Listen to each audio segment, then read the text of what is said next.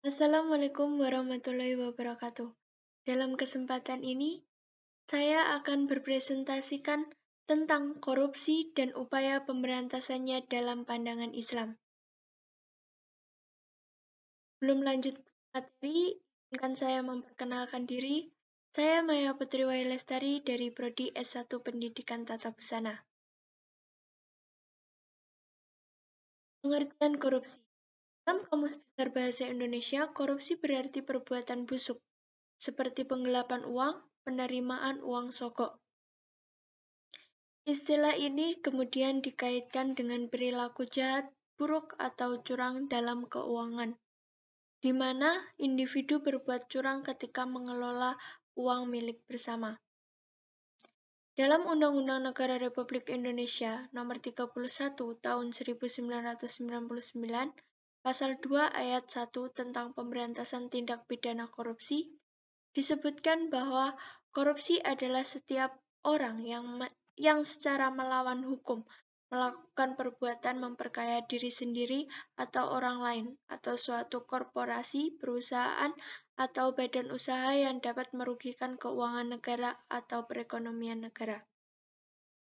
Dalam pandangan Islam, tidak dikenal istilah korupsi, karena kata tersebut bukan berasal dari agama Islam.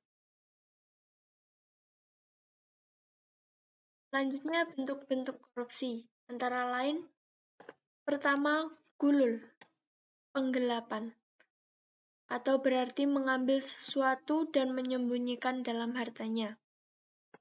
Kedua, riswah, atau suap, yang artinya menyuap atau menyogok. Seseorang yang menyuap disebut al-rashi, sedangkan seseorang yang mengambil atau menerima suap disebut al-murtashi.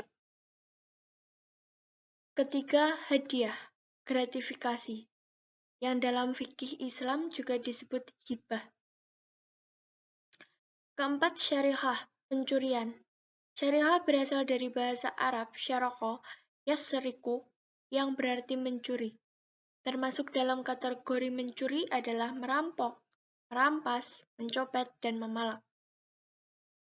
Terakhir, tanah, atau khianat, atau kecurangan, yang artinya perbuatan tidak jujur, melanggar janji, melanggar sumpah, atau melanggar kesepakatan. Berikut adalah hukum korupsi dalam pandangan Islam. Hukum bagi koruptor disesuaikan dengan modus kejahatan yang dilakukan. Hukum pertama yaitu hukum potong tangan. Mungkin terlihat kejam, namun di balik itu semua, hukum tersebut tersimpan hikmah yang sangat besar. Kedua, hukum lainnya yaitu takzir, mulai yang paling ringan berupa dipenjara, lalu memecatnya dari jabatan dan memasukkannya dalam daftar orang tercela, tasyir, penyitaan harta untuk negara, hingga hukuman mati. Hukuman ini disesuaikan dengan besar kecilnya jumlah uang atau barang yang dikorupsi dan dampaknya bagi masyarakat. Motif-motif korupsi terdiri dari dua, yaitu motif internal. Motif internal tersebut terdiri dari sikap terlalu mencintai harta, sikap tamak dan serakah, sikap konsumtif dan hedonis, pemahaman agama yang dangkal, dan hilangnya nilai kejujuran.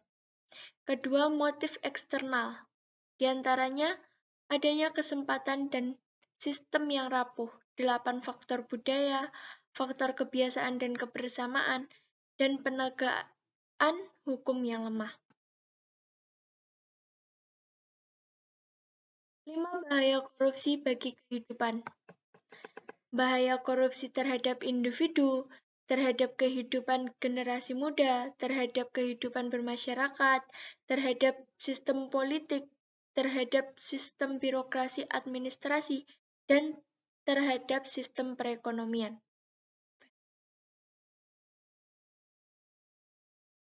Berikutnya, upaya menumbuh kembangkan budaya anti korupsi, yaitu dengan cara budaya anti mencontek, plagiasi, dan titip absen. Proses pembentukan perilaku jujur ini setidaknya bisa dilakukan dengan dua hal, yaitu dengan cara proses pembiasaan diri. Membiasakan diri untuk selalu berperilaku jujur dan berbuat baik. Kedua, proses keteladanan. Sikap jujur lebih efektif terbentuk pada mahasiswa jika para pendidik atau dosen juga memberikan keteladanan dengan berperilaku jujur.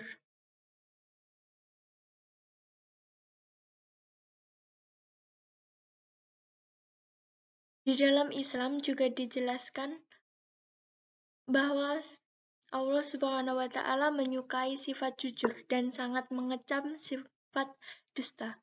Hal ini sebagaimana yang disabdakan Nabi Shallallahu Alaihi Wasallam dalam sebuah hadis yang artinya sesungguhnya jujur itu membawa kepada kebaikan dan kebaikan akan menunjukkan kepada surga.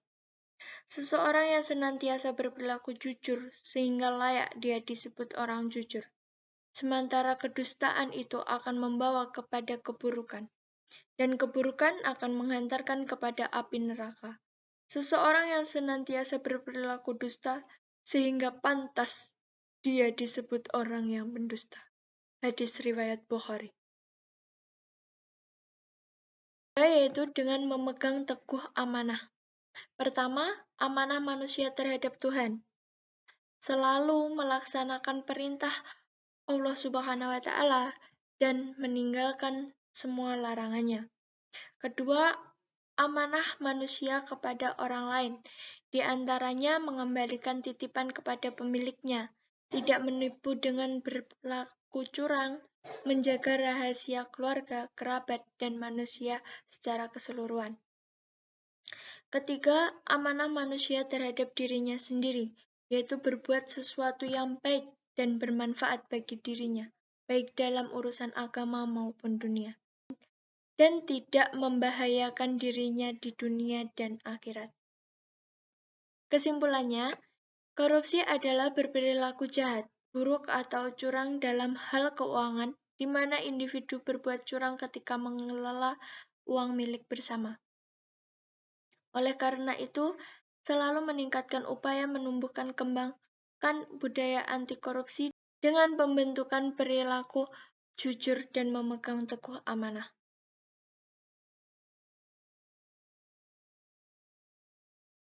Sekian dari saya. Apabila ada kurangnya saya mohon maaf sebesar-besarnya. Wassalamualaikum warahmatullahi wabarakatuh.